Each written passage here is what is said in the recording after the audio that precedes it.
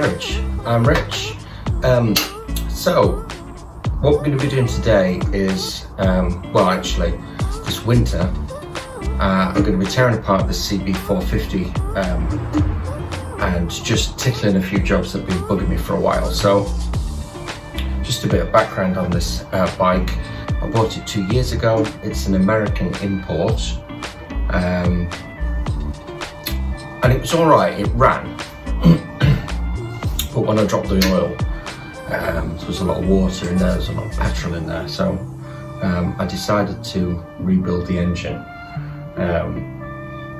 As it turns out, there was some really heavy scoring on the cylinders, so I ended up having to have those rebored with 0.75 oversized pistons put in. So that was that. Basically, I took the engine right down to the crank, rebuilt, measured all the tolerances and rebuilt it. In the meantime, I did a real quick job.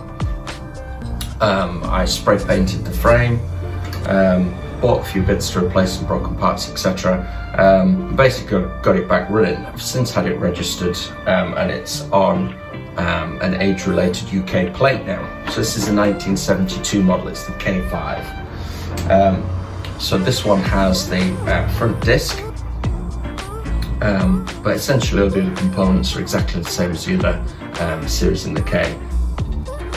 So the plan this winter is, I have got from Common Motor, I'll just bring it across to the bench, and I'll show some parts that I've bought to replace. Okay, so there's this little bundle of parts here to upgrade and replace some of the systems on the bike. So starting over here, I've got a combined regulator rectifier to replace the separate units in the wiring loop. I have already replaced the coils, however they were obviously really dirt cheap, and I have intermittent firing on both. So a pair of replacement coils, and this is a unit made by Common Motor. If anybody's not heard of those, Common Motor in the US are wizards with these old Hondas. So your 360s, your 350s, your 450s, 500s, 550s and 750s. And basically what they've done is they've produced an electronic ignition system for these bikes, which gets rid of the points. So that I'm going to be installing that as well. The final thing that I'm going to be doing with the electronics is I'll probably rebuild the wiring loom on this bike. It's about 50 years old, some of the connections are a little bit dodgy. So new electronic system, new coils, new wiring loom, the works. So that's one job. The next job is to take care of the frame. So I had it, so I spray paint it with a rattle can basically, and it came out quite well. But just running it recently, stone chips on there already, the paint's chipping, frit, etc. I'm gonna go the whole hog, strip the bike and have it powder coated, I think. And whilst I'm at it, there's a couple of issues that just need addressing. Not that you'll be able to see, but one of the steering locks is snapped. It's not snapped off completely. It's not snapped off completely, but there's the steering stop here, just where my little finger is, and on the other side it's broken. So I'm going to weld that back. As well as that, I have decided that I'm going to take care of the tank. We've got quite a big dent here, so I'm going to strip and repaint. So that's it. So those are winter jobs: new wiring loom, electronic ignition system, powder coating the frame, painting the tank. Hopefully by spring we'll be back up and running. Yeah, and while I'm at it, I'm going to take care of the carburetors again. Still not convinced I've got the fueling right on these. I think I'm still a bit rich, so I'll probably drop the main jet size by 1 or 2 as I go. Anyway, job today, we're going to take the tank and the seat off. We're going to start unpeeling some of the wiring room along there. Alright, catch you later.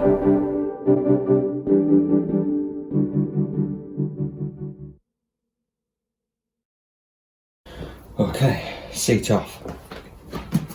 Now this is the original seat. It cleaned up quite well. The seat base is in fairly good nick. Probably give it another spray down and clean. There we go, there's the seat. Right, tank next. Now, tank's interesting. Tank just literally lifts off. Obviously I'm going to need to disconnect the fuel line down there. This is important to note. It's got a balance pipe as the 450 tank. Now originally these came through and round the frame. Basically what I've done is I've just routed it over the top of the frame there. It sits underneath the seat. It still works, it just makes the removal of the petrol tank an awful lot easier. So I'm going to drain the fuel from the tank, disconnect the fuel lines and lift him off.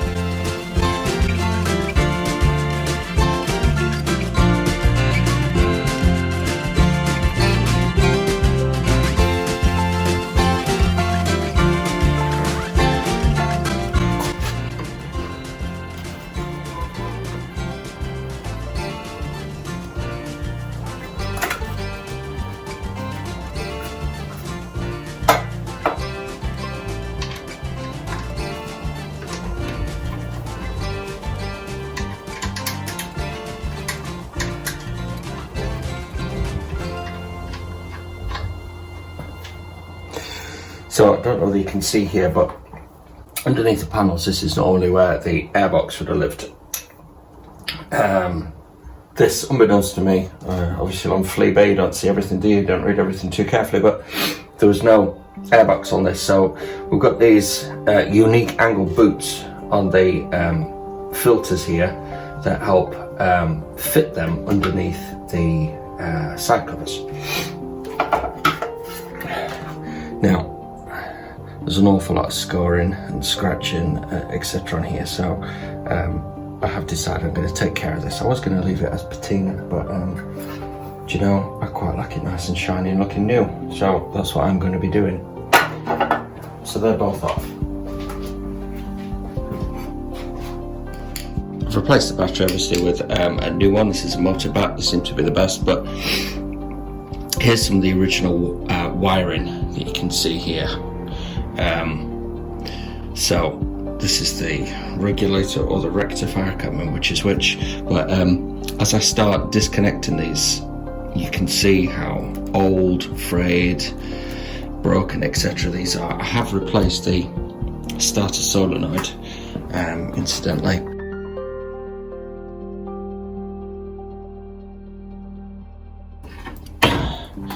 But these are good batteries. I've not really had any problem with it. It's got enough. It's got enough to crank over, even in the cold.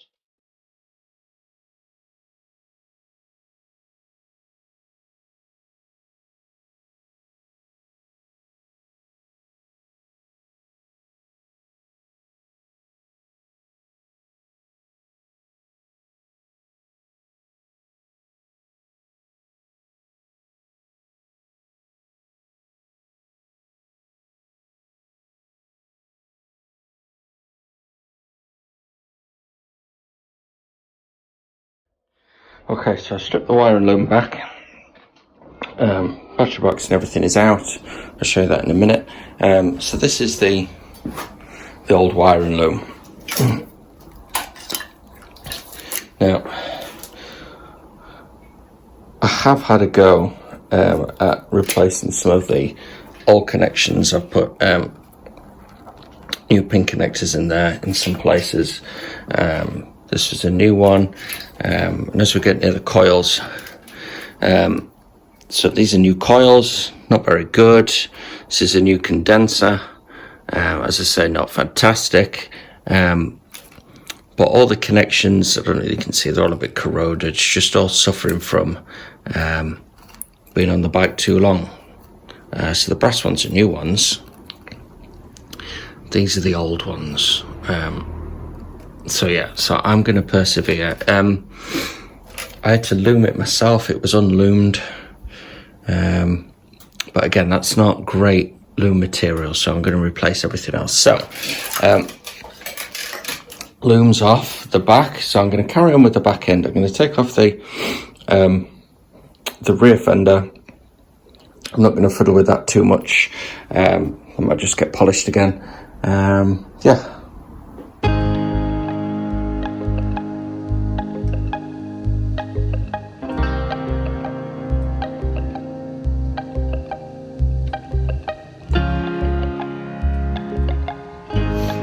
Okay, so this is how far I've got so far. So we've got side panels, tank, so over here currently just using fuel, seat, and the majority of the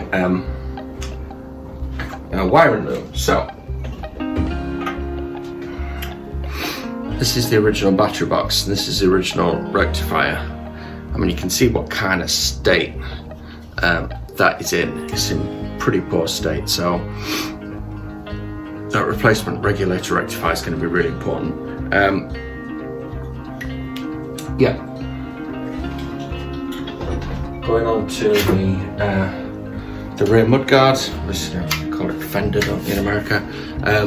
So this is just chrome, and it's fairly badly pitted, and I just lightly polished it, so that's all I should be doing again, but I'll probably get it on the wheel, give it a bit more of a thorough polish, and try and get rid of some of the corrosion inside, but that's just cosmetic. But the tank is not brilliant. I had to clean the inside of the tank with some evaporust, which took away all the surface rust on the inside. There's a little bit left at the bottom, so I'll probably have another go at that. But what we've got on the tank, it's obviously had in its time a drop or a few drops, so can't really make it out here, but there's an enormous dent just there which will need pulling out. The rear of the tank here, where it meets the seat, is going to need some care and attention. It's covered in scratches and dents, etc. So yeah, we're just going to tackle that and paint it exactly the same colour. So this is called Cherry Red. So it's Honda's Cherry Red that they made for the 1972 Honda CB450. I believe the 71 was a brown, and possibly the 73 version was blue. But anyway, mine is cherry red, quite like it. So should be replacing that now. I'll show you some things that happened whilst rebuilding. There's the regulator. But we had quite a few carb problems, and you can see the flaky paint, etc. on the engine mounts here is from my frame paint. Obviously I didn't use clear coat on it, so as soon as fuel touches it, it disintegrates. So yeah, so mostly the rear end is taken apart. I'm going to leave it rolling so that I can get the engine out easily. Next time we shall be looking at engine. I shall dismantle the front end and I shall take the engine out. So that'll be the next video. If you like what you see, please give me a big thumbs up and consider subscribing down below, and I'll catch you next time.